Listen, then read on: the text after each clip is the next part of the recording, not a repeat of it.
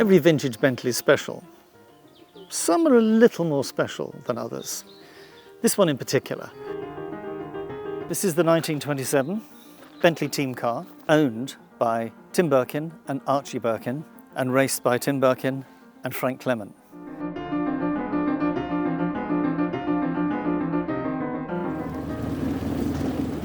It's a beautiful summer's day. What could be better than beetling along through the countryside in a lovely old vintage car?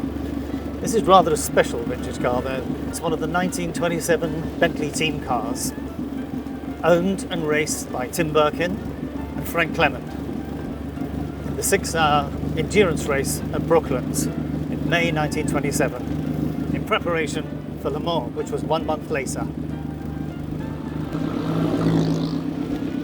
After 4 hours, Birkin had great difficulty in changing gear, so he did the only sensible thing. Pulled into the pits, handed the car over to Frank Clement, who was pretty well the most experienced Bentley team car driver, and he went out with Wally Hassan, who was the riding mechanic. Even Clements couldn't change gear. Came into the pits, Wally took the top off the gearbox and literally, with a mallet, whacked it into 3rd gear, and that's where it stayed for the rest of the race.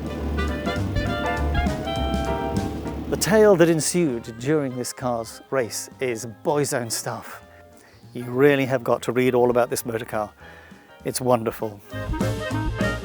In terms of vintage Bentley history files, it doesn't get much better than this car.